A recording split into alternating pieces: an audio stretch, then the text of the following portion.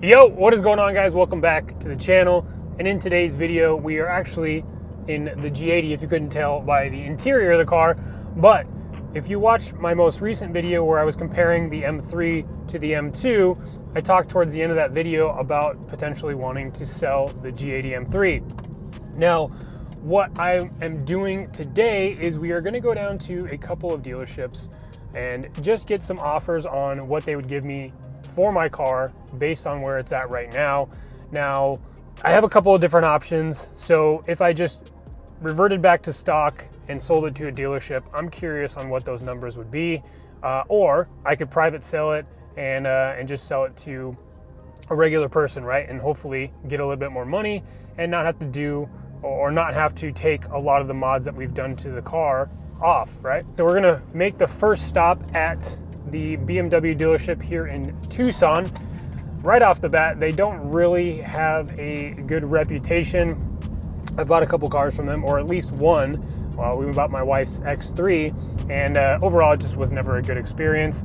Even dealing with them when trying to get a G80 M3 before I got this one, again, wasn't a good experience.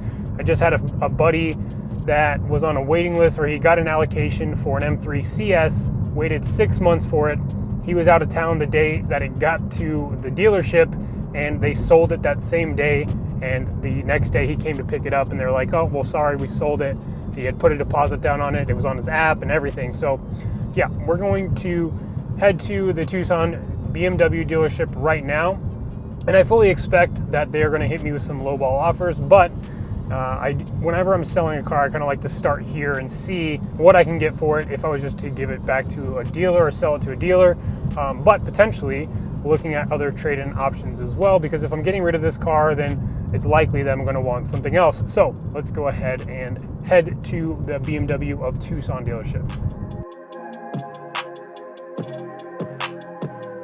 All right, just pulled up to the Tucson BMW. Let's jump inside and see what they give us for this M3. All right, so just getting back in the car from the BMW dealership, and they essentially told me that they don't even like buy cars anymore. They only do trade-ins. So now we're gonna go across the street. There's a Honda dealership over there. And funnily enough, they told me to check over at the Honda dealership. So we're gonna drive over to the Honda and see if we can get an offer on the car. All right, so funny enough, right? And I told you about this dealership. So BMW Tucson is right across the street over there. And this is the Honda dealership right behind me. BMW of Tucson sent me over to the Honda dealership because they can't do, or they don't buy cars anymore. So I come here and I try to get an offer on, and they say, okay, well, we need to inspect it. Let's go inside. I said, sure, no problem. And then they said, well, with a car of this caliber, you have to take it to BMW of Tucson to have them inspect it. So here we are. I'm just going to scratch both of these guys off the list and head to the next dealership because I am done wasting time with these guys. All right, so we're getting ready to pull into a Ford dealership to see what they have to say. And the reason why I wanted to come here is because I'm kind of interested in a dark horse Mustang. However, I know that typically they're going for ridiculous amounts over MSRP. And of course, that's not something I'm interested in personally. But let's go ahead and jump in here and see what these guys have to say. All right, so just leaving the Ford dealership now, and what they told me essentially is that they didn't want to give me an offer that would make me upset. So no offer from the BMW dealership, no offer from the Honda dealership. And then of course, no offer from Ford either. They didn't even give me a number. They just said that they didn't want to upset me and kind of kick me out or sent me on my way. So what we're going to do now is head over to CarMax, and this will probably be the last place that I stop, and check out and see if they can give me an offer on the car. All right, so just pulled up to the CarMax, and they're not quite open yet. They open up in about 2 or 3 minutes. So we're gonna go ahead and wait, see if they can give us an offer. Hopefully it doesn't take too long. But something else that I wanted to mention is that I did have an offer come in from the dealership that I bought this car from. They're located in Phoenix. I made a video like a long time ago when I got the car of that delivery process. And overall, that dealership has always been good, treated me really, really well. But they gave me an offer of $83,000 for the M3, which is still a little bit lower than what I would like.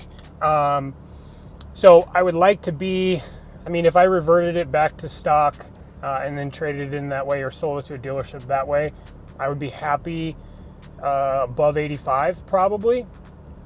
But if I keep everything on the car, and maybe I can get a couple extra $1,000 for the car with everything that I've done to it. And granted, I understand and I already know that the money that you put into the car, you can never expect to get that stuff back or that money back based on the mods that you've done to it. But I did want to mention that offer from BMW Arrowhead out in Glendale. Now let's go ahead and jump into the CarMax and let's see what they have to say. All right, guys, so we are still waiting on CarMax to go ahead and email over that offer. So I'll share that with you in the next clip. But I had to stop by the shop for a quick appointment. But I want to give you guys some insight on what I've been working on. Me and a couple other business partners just got the keys to this 6,700 square foot property. And essentially, if you don't know, I've talked about it a little bit, but this is going to be the home of the detail lounge. Now, what we're going to be doing here is something pretty unique, and we're super excited for it.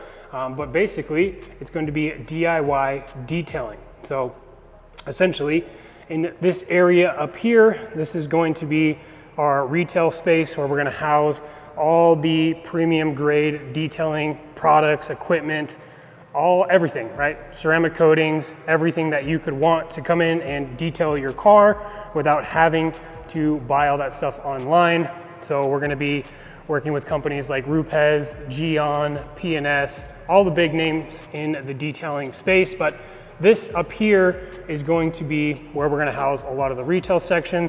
We're going to put the checkout desk right there. We're also going to have some couches in here so you can come and just hang out if you wanted to do that. There's some offices up there that we're going to be cutting some of the walls down and putting sim racing simulators. So we're super excited about that. It's going to be super cool. But if you come into here, this is the majority of the building, is this big warehouse here. And I know we have a lot of work to do, a lot of painting, a lot of cleaning to bring this space up to our standard.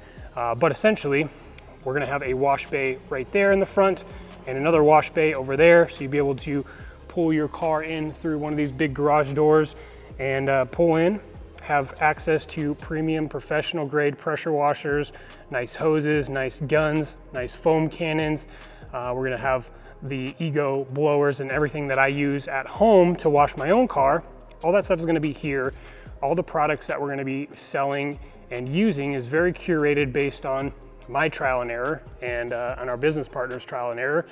So yeah, after you're done washing your car over here, we're gonna have a couple of different dry bays, 1, 2, 3, and then one against this wall as well. So after you're done washing your beautiful car, you'll be able to pull it into one of the dry bays. You could do the interior work. If you wanted to take the time to do a 1 or 2 step paint correction, you can come in here, get out of the heat inside of a climate controlled building and be able to perform those services on your own car, right? Even if you wanted to come in and ceramic coat your own car, you can do that as well. Of course, a member of the team will be able to help facilitate and get you on your way as far as if that's your first time ceramic coating a vehicle. But overall, man, we're super excited. Like I said, lots of work to do, but we're just getting started. But I would love for you to let me know in the comments down below if you would be interested in seeing more content as it relates to the new detail lounge. Because like I said, we're super excited to get started on this. But yeah, we got a lot of space, a lot of cleaning, a lot of painting to do. We're gonna be doing a bunch of cool lighting in here, painting the walls to make it look cool. We're gonna have a muralist come in and do that wall over there, so it's a good picture-worthy place to park your car and want to take pictures. We're gonna have events, maybe some road rallies, a bunch of different stuff. So let me know if you want to see more content as it pertains to that. All right, guys, so we are back home now, and we did get the offer from CarMax. I'll show you that briefly. So $72,000, a whole $10,000 less than what BMW of Arrowhead or Arrowhead BMW had offered me. So that's pretty interesting there. But while I was waiting for that offer, I did hit 2 more dealerships. I didn't get it on camera because my phone was overheating. It's in Arizona, like it's summertime, it's hot, right? But they would not give me an offer either. So it's kind of interesting and something I wanted to briefly talk about. And I'm curious to see if others that might be watching this video have seen the similar things happen in the past, or generally like what's currently going on with dealerships. But every dealership that I went to today, there was 5 total, they had a humongous amount of inventory compared to, like, let's just say pre-pandemic times, where they were fighting tooth and nail to get any kind of inventory out on the lot. It's just interesting now to see that a lot of these places are flooded with inventory. And I mean, you've seen it firsthand, like even the BMW dealership isn't interested in buying vehicles because I have to assume that vehicles are just sitting on the lots longer. I've watched a couple other videos here on YouTube, and that seems to hold true with people. I think my cousin was out in California, and he's been seeing a lot of trucks just sit on lots for like 500 days, right? So it's kind of crazy. But let me know down below in the comment section if you guys are experiencing those same things.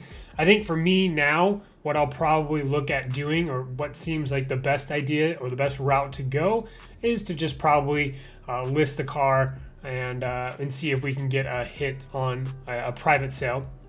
So that way I don't have to revert back to stock or do any of that stuff, and we could just sell the car that way. So now that I've noticed that a lot of dealerships have all this inventory, I wonder what that is going to do to the pricing, because I'm sure that if they have a bunch of inventory and you combine that with interest rates going up so high, I think that the average car payment, don't quote me, but I've seen it somewhere where people were saying that the majority of people that have a car payment are paying over $1,000, which is a lot of money, right? So even the loan that I got on the M2, I ended up only financing $50,000, and I have pretty good credit, or at least I think I do. I still have $1,000 monthly payment on a $50,000 loan on that M2 because I put a lot of money down on it, right? But it's just kind of crazy to see that the way that the market is shifting, and who knows, right?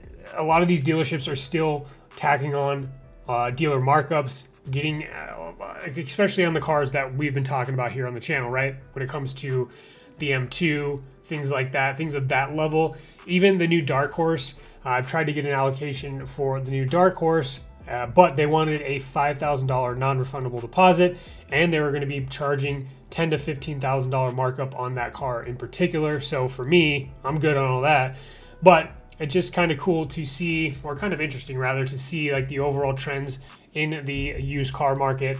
But let me know if those types of things are going on near you. I'm pretty curious to see what everybody else has to say around the country. Let me know down below in the comment section. Other than that, guys, that is going to wrap up our video for today. Thank you so much for tuning in, and we will catch you on the next one.